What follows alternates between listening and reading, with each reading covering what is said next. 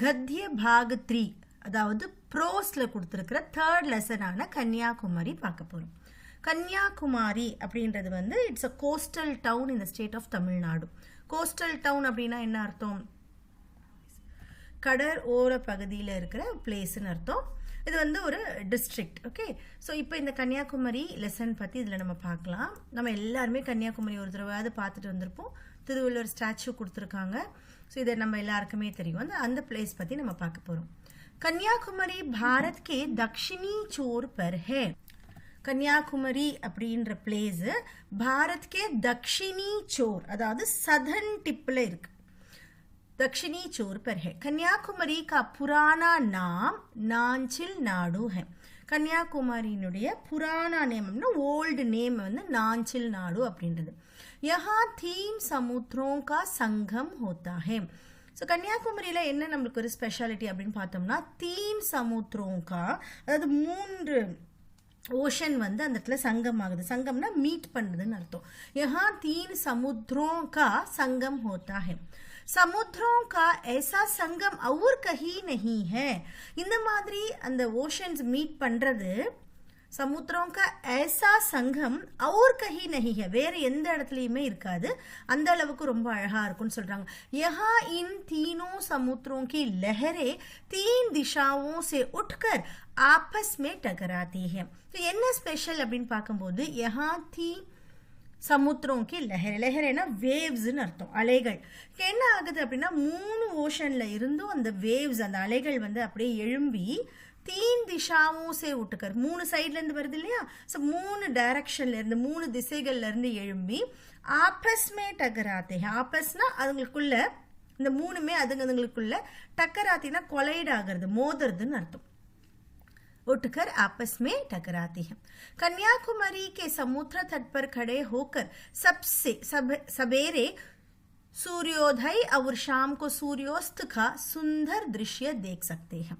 So கன்னியாகுமரியில் people எல்லாரும் ஏன் போகிறாங்க அப்படின்னா சமுத்திர தட். சமுத்திரன்னா கடல் நம்மளுக்கு தெரியும். தட்டுன்னா அதனுடைய பேங்க்னு சொல்கிறாங்க, கரை ஓரம், கரைன்னு நம்ம சொல்கிறோம் இல்லையா, அதுதான்.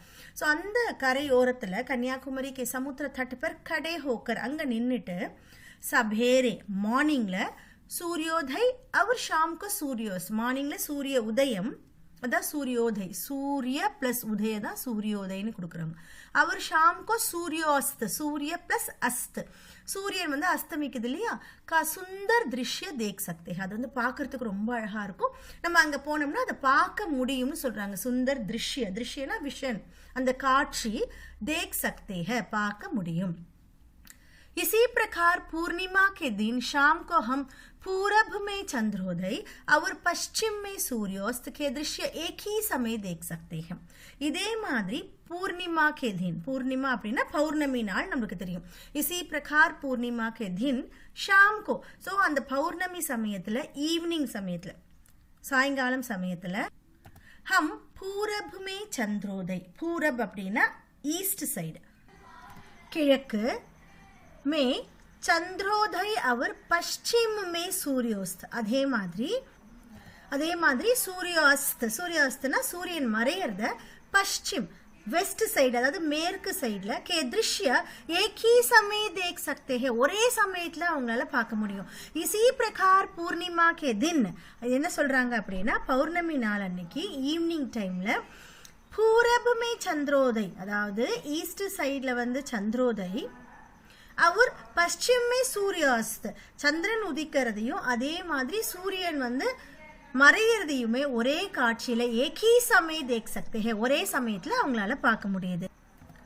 यहाँ समुद्र के बीच चट्टान पर स्वामी विवेकानंद का स्मारक भवन और संत कवि तिरुवल्लुवर की मूर्ति स्थापित है. அதே மாதிரி கன்னியாகுமரியில வேற என்ன இருக்குன்னு பாத்தீங்கன்னா சமுத்திர கே பீச் மிடில் ஆஃப் த சீல அதாவது அந்த சீக்கு நடுவுல சட்டான் பர் ஒரு ராக் இருக்கு. அந்த ராக்ல சுவாமி விவேகானந்த் கா ஸ்மாரக் அப்படின்னா மெமோரியல் அதாவது நினைவு சின்னம் சொல்லுவாங்களா, அது வந்து ஒரு பில்டிங் இருக்கு. ஸ்மாரக் பவன் அவர் சந்த் கவி திருவள்ளுவர் கி மூர்த்தி ஸ்தாபித் ஹை. திருவள்ளுவரை வந்து சந்த் கவி அப்படின்னு சொல்றாங்க. சந்த் கவி அப்படின்னா ஒரு புனிதர்னு வச்சுக்கோங்களேன், புனிதர்னு சொல்லுவாங்க, சந்த் செயின்ட்னுவாங்க இங்கிலீஷ்ல. சந்த் கவி, கவினா கவிஞரான திருவள்ளுவரனுடைய மூர்த்தினா ஒரு ஸ்டாச்சு ஸ்தாபித் इंस्टॉल பண்ணிருக்காங்க, அதாவது நிறுவப்பட்டிருக்குன்னு சொல்றாங்க. यहाँ आने जाने के लिए नाव की सुविधा है, सुविधाना வசதி, ஃபெசிலிட்டி. ஸோ இந்த இடத்துக்கு வந்து போகிறதுக்கு நம்ம ஃபர்ஸ்டே படித்தோம் இல்லையா, அது வந்து ஓஷனுக்கு நடுவில் இருக்குது. அப்போ அந்த இடத்துக்கு நம்ம எப்படி வருவோம், யஹா ஆனே ஜானே கே லியே நாவ், அதாவது படகினுடைய ஃபெசிலிட்டி வசதி பண்ணியிருக்காங்க. நாவ் கி சுவிதா ஹே. कन्याकुमारी में महात्मा गांधी की याद में एक मंडप भी बना है.